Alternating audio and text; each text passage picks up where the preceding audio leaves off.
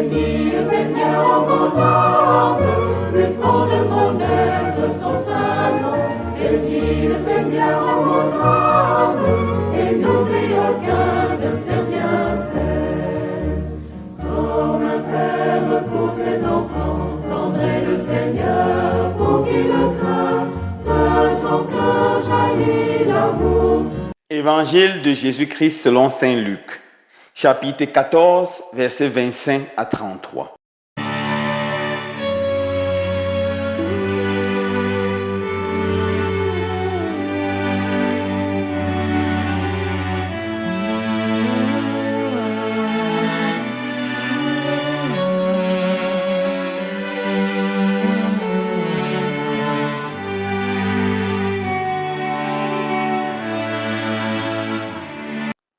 En ce temps-là, de grandes foules faisaient route avec Jésus.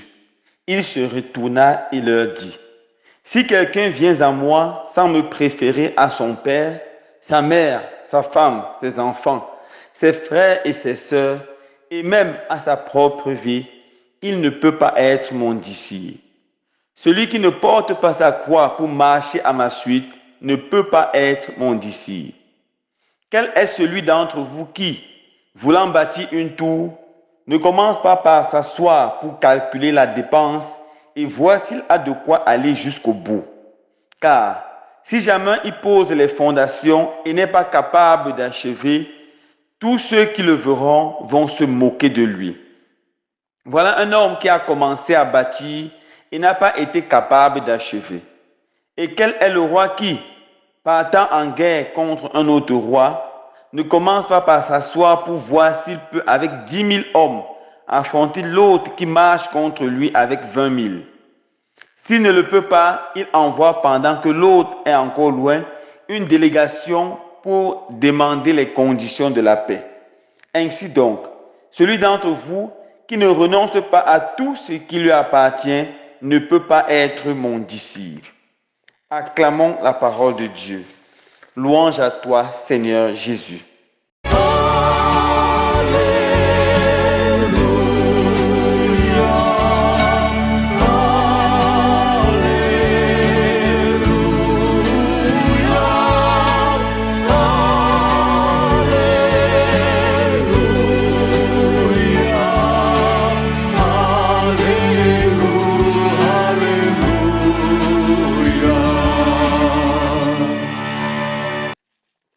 Frères et sœurs bien-aimés, dans l'histoire de l'Italie, il y a un monsieur très célèbre.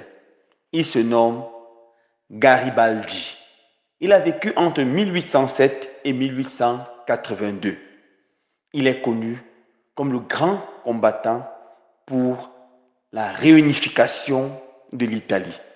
Il a combattu avec beaucoup de force contre l'Autriche et la France et il a réussi à contribuer grandement à l'unification de l'Italie. Lorsqu'il recrutait les soldats qui devaient se battre à ses côtés pour cette belle cause, il leur disait ceci: si vous acceptez de me suivre, je ne vous promets pas la gloire. Je vous promets la famine, la soif, la souffrance et éventuellement la mort.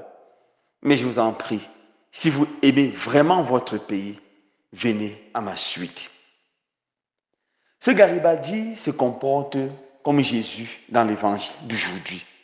Il ne veut pas plaire aux soldats qui vont le suivre. Il dit la vérité. Ce qui caractérisait Jésus, c'était sa franchise. Jésus est en train d'avancer et il voit une grande foule qui le suit. Notons bien que la foule n'est pas encore arrivée au niveau du disciple. La foule, ce sont ceux qui suivent Jésus parce qu'ils sont émerveillés, peut-être par ses belles paroles, mais surtout par ses miracles. La foule, c'est cette multitude qui suit Jésus sans avoir encore pris la décision radicale de rester à sa suite. Jésus se tourne et Jésus leur parle. Parmi vous, celui qui veut être vraiment mon disciple, celui qui veut me suivre radicalement et qui veut entrer dans le cercle que je veux fonder, doit respecter un certain nombre de conditions. Premièrement, il doit me préférer à tous ses liens les plus chers. Il doit me préférer à son père, sa mère, sa femme, ses enfants, ses frères et ses sœurs. Ça, c'est la première condition pour suivre Jésus. Jésus ne veut pas fonctionner ici comme un flatteur. Il demande quelque chose de difficile et de compliqué. Suivre Jésus consiste premièrement à être capable de le préférer à tout. Abraham a expérimenté ça à son temps.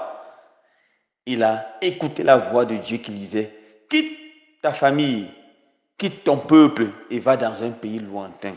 Là, je te bénirai. » Écouter le Seigneur, devenir son disciple, c'est souvent être capable de quitter ses parents. Moïse aussi a expérimenté cela. Il a quitté la cour de Pharaon pour aller épouser une esclave dans le désert.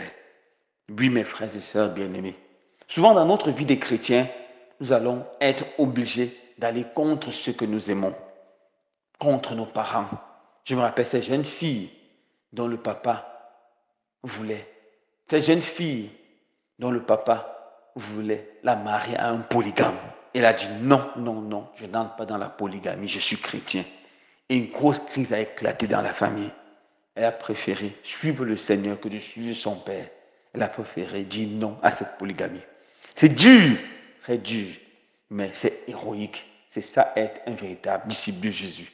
Je me rappelle ce jeune homme qui allait en pleine réunion familiale. On a voulu l'obliger à manger quelque chose qu'un marabout venait donner à toute la famille, soi-disant pour les débarrasser des accidents.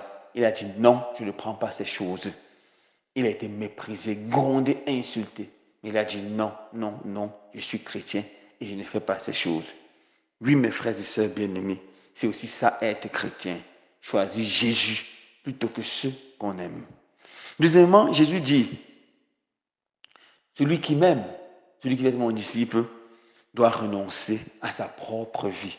C'est-à-dire renoncer à tout confort, renoncer à tout avantage pour le Christ. Beaucoup de personnes ont fait cela. On voit ça de façon belle dans la vie des martyrs. Ces hommes et ces femmes qui ont préféré mourir plutôt que de régner le Christ. On voit ça dans la vie de beaucoup de missionnaires qui ont abandonné leur pays avec tout le confort pour aller se mettre au service des plus pauvres parmi les plus pauvres. Des missionnaires tels que Mère Teresa de Calcutta qui a quitté son pays avec tout le luxe de l'Albanie pour aller en Inde se mettre au service des plus pauvres parmi les plus pauvres. Oui, mes frères, mes sœurs, suivre le Seigneur, c'est aussi abandonner son propre confort, sacrifier sa propre richesse pour suivre le Seigneur. Jésus dit encore, le disciple doit porter sa croix. Être disciple de Jésus, c'est savoir qu'on a une croix, on a une souffrance. Jésus ne dit pas, si tu me suis, tu n'auras plus de croix, tu n'auras plus de souffrance. Tout va te réussir. Tu auras bénédiction sur bénédiction. Tu pourras trouver le mari, la femme, le visa, l'argent. Non. Jésus ne le dit pas. Jésus dit la vérité. Si tu es mon disciple, tu auras ta croix. Moi, j'ai porté ma croix. Et après ma résurrection, c'est avec les marques de la croix que mes disciples m'ont réussi, m'ont reconnu. Je reconnais également mes enfants en voyant dans leur vie les marques de la croix, les marques de la souffrance. Et Jésus dit enfin, celui qui va être mon disciple va s'arrêter et réfléchir. Et réfléchir s'il va aller jusqu'au bout. S'il va être capable de gérer toutes les exigences des disciples. Comme quelqu'un s'arrête et réfléchit pour voir si avec cette somme de l'argent, il est capable de commencer une construction, de l'achever. Oui, mes frères et sœurs bien-aimés, Jésus est franc. Il nous dit la vérité. Être disciple du Seigneur, ce n'est pas facile, mais c'est beau et c'est grand. Jésus ne nous promet pas une vie rose, mais il nous promet d'être avec lui. Il nous promet de triompher avec nous. Alors mon frère, ma sœur, veux-tu être disciple de Jésus? Je t'assure, ta vie ne sera pas facile, mais elle sera belle. Comme au temps de ce Garibaldi, beaucoup de soldats l'ont suivi et ils ont pu libérer leur pays, l'Italie. Si tu suis le Seigneur, tu pourras vaincre la mort et atteindre la résurrection. Loué soit Jésus-Christ.